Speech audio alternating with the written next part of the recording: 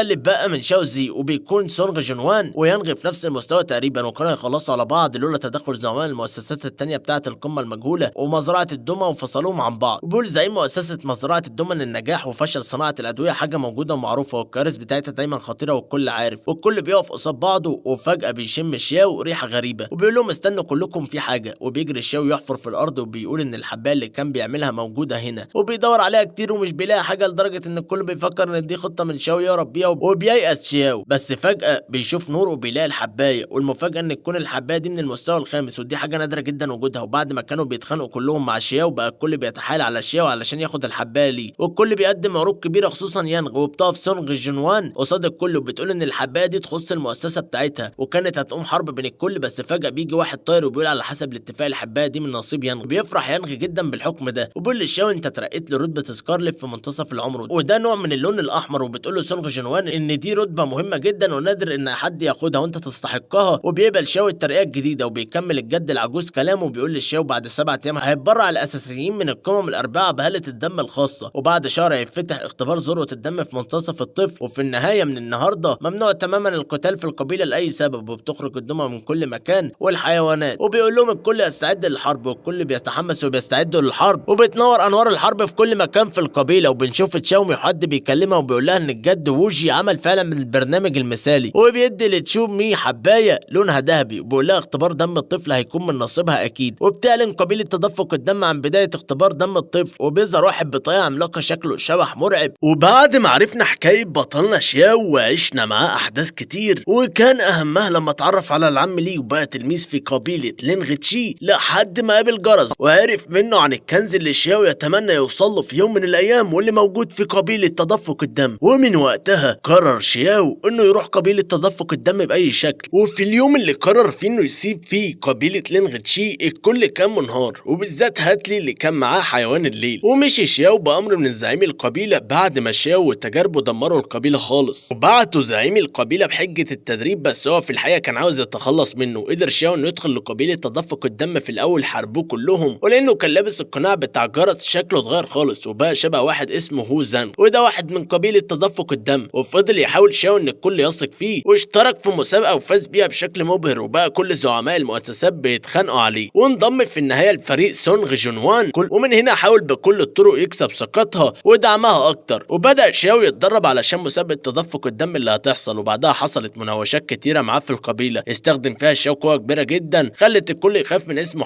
حتى زعماء قبيله تدفق الدم بقوا يحترموا هو زانغ او شاو جدا وبقت سونغ جنوان واثقه فيه اكتر لحد ما الكل بقى يستعد للحرب اللي هتقوم بين قبيله تدفق الدم وقبيله لينغ تشي ودي هيموت فيها ناس كتير جدا من القبيلتين. وبيحس شاو بانه مسؤول ان الحرب دي تتلغي باي شكل وبتساعده في كده سونغ جنوان. وبيفضل سونغ جنوان يطور نفسه في الطب لحد ما بيوصل لحاله نادره جدا وهي حبايه من الدرجه الخامسه ولا اقصى حاجه ممكن اي حد يوصل لها وبصعوبه جدا هي حبايه من الدرجه الرابعه. وكل زعماء المؤسسات كانت هتقوم حرب بينهم على الحبايه دي وبيجي واحد من زعماء القبيله وبيحكم ان الحبايه من حق الشاو وبيدي الشاو رتبه سكارلت وبيقول ان الكل يستعد لان بعد 7 ايام هيتبرع المنارون التطوريون الاساسيون من القمم الاربعه بهاله الدم الخاصه. وبعد شهر هيفتح اختبار ذروه الدم في منتصف الطفل والكل هيستعد للحرب دي. وبتخرج الدمى والحيوانات من كل مكان وبتنتشر هاله الدم في القبيله كلها وبتبدا سونغ جنوان تفهم شاو كل حاجه عن هاله الدم والتبرع اللي هيحصل فيها. من الاخر كده هي عباره عن مسابقه هيشارك فيها فيها 9 من افضل طلاب قبيله تدفق الدم، وكل واحد فيهم هيشارك بعينه من الدم اللي هيقدر ينقيه، وهيحارب وهم وشبح شبهه بالظبط. اللي هيكسب الاول هو الفايز. وبتعرفوا سونغ جينوان كل حاجه هتحصل في المسابقه دي، وايه كمان اللي هيحصل بعد شهر. وبنروح لمكان المسابقه بعد 7 ايام، وهو المكان اللي فيها ايد الراجل العملاق وبيخرج دم من كل صوابعه. وبيظهر مكان المسابقه وكل بيتجمع عشان يعرفوا مين اللي هيشاركوا في المسابقه. وبيكون زعماء القبيله الثلاثه هم المشرفين على المسابقه كلها، وبينادوا اسامي التسعه اللي اتقبلوا، منهم تشيو شياو شان والاخت دو سونغ كي وتشو تشينغ فينغ وهان دونغ واخيرا شياو. وبيكون سونغ كي متضايق جدا ان شياو معاهم، وبتبدا المسابقه. وفي البدايه بيستدعي زعماء القبيله كل الهالات المهمه عندهم، وبيحس شياو بهاله قويه بتدخل جواه وبتتحد مع هاله البحر. وبعدها بيظهر وحش عباره عن جثه ملهاش عظم ولونها بنفسجي، بترمي عليهم هاله سودا قويه. وبعدها بتتجمع وبتعمل وحش الالف وجه. وبعدها بيظهر سيف الدم القديم. وبعدها هاله اللي كتابات كتيره لونها ذهبي، وبيتجمعوا كلهم ورا بعض، والكل بيكون مبهور بمنظرهم. وفجاه بيظهر حد بطاقيه حواليه هاله دم رهيبه، وبيعلنوا عن بدء الاختبار. واول مرحله انه بيودي كل طالب في مكان يحارب الوهم بتاعه. وبعد معركه قويه بين شياو والشبح بتاعه بيفوز شياو، وبيلاحظ زعماء القبيله ان اول واحد قدر يحارب الوهم بتاعه يخرج سليم. وبعده تشاو مي، وبعدهم سونغ، وبعده تشو شياو شان. وبعدها الاختبار الثاني وهو اختبار الدم، وبيبدا كل واحد فيهم يجمع من هاله الدم الضخمه اللي ظهرت شويه دم ينقيه ويحولهم لكره بتظهر فوق راسه. واول كره من الدم بتسلمها شياو مي. بعدها بيستخدم شياو التقنيات بتاعته وبيعمل كره بسرعه وانقى من بتاعه شياو مي، لدرجه ان كان هتقوم معركه بينه هو وسونغ كي. وبيتكلم الجد وجي مع شياو مي بالتخاطر انها تدخل في المعركه دي وتستفاد منها، وبتقول له شياو مي انهم بيلعبوا مع بعض وان وراهم حاجات اهم. وبيقتنع الجد وجي بكلامها فعلا، وبيوقف زعماء القبيله معركه شياو وسونغ كي. وبعد ما عملوا هاله ضخمه من الدم بعدها بيختفي كل حاجه. وبعدها بيظهر هاله غريبه في السماء والكل بيخاف منها. وبيكون عندهم مهله يجمعوا وينقوا الدم لحد غروب الشمس، وبيفضلوا يجمعوا وينقوا كرات الدم ويبعتوها تمر من خلال زعيم القبيله، واللي بيوافق عليها بتروح لهاله الاربع وحوش اللي ظهروا. وبيكون شياو عاوز يعمل لعبه بانه يحط نقطه دم غريبه جوه اخر كره دم هيبعتها، ودي هتساعده انه يتحكم في الوحوش دي، ومنها يتحكم في الحرب اللي هتحصل مع قبيله لينغ تشي ويقدر يمنعها. وبتكون دي مجازفه كبيره، لان لو زعيم القبيله اكتشف اي حاجه غريبه في كره الدم كده شياو هيروح في داهيه وممكن يقتلوه كمان. وبيقرر شياو انه يجرب، وبتعدي الكره وبيفرح بيها شياو جدا. بس بمجرد ما بتروح للوحوش بيحصل زي ماس كهربائي وحاجات غريبه الكل بيتفاجئ بيها ومش فاهمها. وبعدها بتظهر هاله دم على القبيله كلها، وبتظهر فجوه من الفضاء في السماء، وبيحس شياو انه في الفضاء وحد بيقول له تعالى دور عليا. وده بيكون وهم الوحيد اللي شافه هو شياو، بس مش بيقول لحد اي حاجه خالص. وبيعلن زعماء القبيله انتهاء المسابقه، وبيقولوا لهم استنوا المسابقه الثانيه بعد شهر وبعدها الحرب. ومجموعه بتهني شياو انه حقق نجاح كبير في المسابقه، لكن شياو مي وسونغ كي بيكونوا متضايقين من شياو جدا. وبيقول سونغ كي لشياو بكره الصبح تعالى عندي علشان عاوزك في موضوع مهم. وبيروح شياو لبيت عائله سونغ، وبيقابلوا سونغ كي وكبار عائله سونغ واللي منهم سونغ تشين، وبيرحب جدا بشياو. وبيعرض سونغ كي صفقه على شياو. في البدايه بيوريه مجسم لمسابقه ذروه الدم في منتصف الطفل اللي هتحصل، وبيقول له على كل ثغرات المكان، وبيقول له ان اهم حاجه انه ياخد كريستالة الدم. وبيقول سونغ كي لشياو على نقط ضعف في كل عدو هيقابله، وان في واحد اسمه جيا لي وده هيكون منافس شياو مي، وده تقريبا في المرحله المتوسطه من بناء الاساس، وده معروف بشجاعته وصعب ان حد يهزمه. وفي يانغ هونغ وو وكمان تشانغ وتشان، والاتنين في المرحله الاخيره من بناء الاساس. وفي واحد اقوى من كل دول هو شياو تشانغ. وبنشوف جيا لي وهو بيتنافس مع شياو مي، وبيكون مش قادر يهزمها وبيتعصب وبيستخدم هاله رهيبه وبيهاجم بيها شياو مي، وبيلحقها السيد الشاب وبيبعد السيف عنها. وبيقول سونغ كي لهو زانغ انهم لازم يخلوا بالهم من شياو وانه بقاله فتره مختفي وبيتمرن، بس بمجرد ما يظهر هيقضي على الكل. وبيقول له ما تخافش احنا كلنا معاك، لو احتاجنا حاجه هنلحقك. وكل اللي موجودين بيشجعوا في هو زانغ، وبيقولوا انهم بيعتمدوا عليه في كل حاجه، والكل بيطلب من هو زانغ انه يخلص على شياو وانهم معتمدين عليه انه يحميهم ويحمي القبيله بتاعتهم. وبيقول شياو انه زعلان قوي من نفسه ومن ضعف، وانه مش قد انه يهزم حد وكده هيخيب ظنهم كلهم. بس لو عايزين تهزموا شياو بجد ممكن تعتمدوا على سونغ تشين، هو اقوى مني، وخصوصا انه في المرحله الاخيره من مرحله الانشاء المؤسسه. وبيتضايق سونغ كي ان خطته فشلت، لانه كان عاوز يضرب عصفورين بحجر، يخلي شياو ينفذ هو زانغ واللي هيفوز فيهم هو يخلص عليه وكده يبقى قضى على الاثنين. وبنشوف شياو مي وفي حد بيكلمها وبيقول لها ان سلب في الدم نايم بقاله كتير، وان في قيود على جسمه، وبيوريها حبايه لونها دهبي بيقول لها انها تساعدها تنهي المهمه بتاعتها. وبعدها بنشوف شياو وهو بيتمرن، وبتدخل عليه سونغ جنوان وبتقول له ان كل سنه بتكون عيله سونغ هي اللي بتكسب، بس المره دي الوضع مختلف بسبب سونغ جيا تيان جياو والصفقه بينه وبين وو جيزي. وبتقول له انها عاوزه الدم السنه دي باي شكل، وتتمنى انه يساعدها انها تاخده، وهي هتساعده انه يكون من كبار وزعماء قبيله تدفق الدم. بيقول لها شياو بكره الصبح استني قدام مقر المسابقه المسابقه واستني الدم اللي انت عاوزاه هيكون عندك. وتاني يوم الكل بيتجمع علشان اهم مسابقه، والشياو مي بتتحدى سونغ جونوان، وبيقول سونغ كين اختبار الدم هيكون لعيله سونغ زي كل سنه، وبتظهر هاله دم رهيبه بيخرج منها الزعماء الثلاثه لقبيله تدفق الدم، وبيلاحظوا ان في حد لسه ما جاش، وبيكون شياو وبيظهر وبيكون لابس زي غريب ولونه احمر قرمزي، وده رمز للزعيم الدموي في القبيله، وكمان هو مقام للهجمات الكيميائيه. وبنشوف واحد بيدي لجيا ليه حبايه وبيقول له انها تشيل اي عقبات من قدامه، وان المنافس بتاعه المره دي شياو مي، ولكن هيكون شياو ولازم يهزمه باي طريقه. وبيرخم سونغ كي على شياو، وكانوا هيتخانقوا مع بعض تاني، بس سونغ جونوان بتوقفهم، وبتبدا مسابقه الدم بعد ما الكل عرف القواعد بتاعتها، وبيبداوها زعماء القبيله، وبيعملوا هاله بتخلي الارض تتكسر، وبيظهر فراغ فيه هاله ذهبي. وبتقول سونغ جونوان ان ده اول مرحله في المسابقه، وبتقول انه مش بس هيحارب اعدائه، ده كمان هيحارب وحوش قويه جدا تحت لما ينزل في الهاله الذهبي دي. وكل المتسابقين بيجروا علشان ينزلوا في الهاله دي، وبتكون جواها هاله لونها احمر دموي. وبيفتكر شياو كلام سونغ جونوان لما قالت له ان قبيله تدفق الدم عباره عن ايد عملاقه ممتده من تونغ تيان هانوي، وان كل التمارين معتمده على الايد العملاقه دي، وان في كريستال اللي بيوصل لها بيكون وصل لاهم جزء في المسابقه، وبيكون هو الطفل الدموي وبيكسب في المسابقه. وعلى مسافه طويله بنشوف كرات من الدم بتمتص المتسابقين جواها بشكل عشوائي، وبيقول سونغ كي لشياو انت دلوقتي شايل اسم عيله سونغ، علشان كده لازم تحافظ عليه مهما حصل. وبيحاول سونغ كي يدخل في كره من كور الدم، وبيتفاجئ انها بتطرده لبعيد. مش هو بس ده، كمان باقي الكور بتطرد المتسابقين من جواها، وبتتجمع كل الكور حوالين شياو، والكل بيفكر ان شياو عمل حاجه علشان يجذب الكور دي ليه، بس بيقول لهم شياو انا ما عملتش حاجه. وبيدخل شياو جوه الكوره منهم، وبيلاقي نفسه في مكان غريب، وبيقول ان هو ده عالم الدم. وفجاه بيشوف قدامه جبل واسمه جبل الاراده، وفي هاله قويه جدا على الجبل ده لونها ذهبي. وبمجرد ما شياو بيفكر انه يروح للجبل ده بيتفاجئ بتعبان ضخم بيهاجمه، بس بيقدر جيا ليه يخلص عليه، وبتحصل حاجه غريبه والارض اللي تحت جيا بتتحرك، وبركه الدم بيحصل فيها فيضان، وبيظهر وحش ضخم وبيعتذر له جيا على غلطته انه موت التعبان، وبيكون مرعوب من الوحش ده. فجاه بيختفي الوحش وبركه الدم بتهدى، وبيخرج وحش من وسط بركه الدم على غفله، وبيضرب في جيا ليه وبيوقعه في بركه الدم، وبيهاجمه تحت، وبيقدر جيا ليه يخلص على الوحش ده. وبيتفاجئ بوحوش كتير في بركه الدم بتحوط الصخره اللي هو واقف عليها، وبيهاجموه كلهم مع بعض، وبيقدر يخلص عليهم كلهم. اما شياو بيتمشى لحد ما بيقرب يوصل لجبل الاراده، بس وهو في الطريق بيدوس على عصايه، ودي زي ما الصيادة عاملها جيا ليه، وبيعرف بيها ان في حد وصل للمكان ده. وبعدها بنشوف شياو وهو ماشي، وفجاه بتظهر ايد ضخمه من دم وبتهاجم شياو وبتعوره، وبيقدر يعالج نفسه بسرعه، وبتسيب الايد اثر قوي جدا. وبيفضل شياو يقول اللي بيهاجمني انا جاهز ومستعد ليه، بدل ما يهاجم من الظهر. وبنشوف حد بيجهز كرة من الهاله يهاجم بيها شياو تاني، وبيكون جيا ليه وبيتفادى شياو هجومه، وبيقدر شياو ان هو اللي يعوره. وبيتفاجئ جيا ليه من اللي حصل له، مش عارف شياو استخدم تقنيه اللي تعمل فيه كده، وبيفضل شياو يضربه بالبرق لحد ما بيقضي عليه خالص. وبيجهز جيا ليه هجوم جديد، بس بيستخدم شياو سيف الدم، وبيهاجم جيا ليه بالسيف مع البرق، وبيستخدم جيا ليه الدرع الذهبي وبيحمي نفسه من قوه البرق، واللي بيكون قوي جدا. وبيفضل جيا ليه متحمله لحد ما بينهار خالص. الدقيقه 48 بيقرر جيا ليه انه هيكسب شياو مهما حصل، وبيمتص الحبايه اللي معاه، وشياو بيكون مستني اي وحش يهاجمه. وفجاه بيلاقي وحوش بتتخانق مع بعض، وبيروح علشان يخلص عليهم، وبعدها كل الوحوش بتختفي. وبعدها بيحس شياو بحاجه غريبه جايه عليه، وبيكون جيا ليه وبيطير على شياو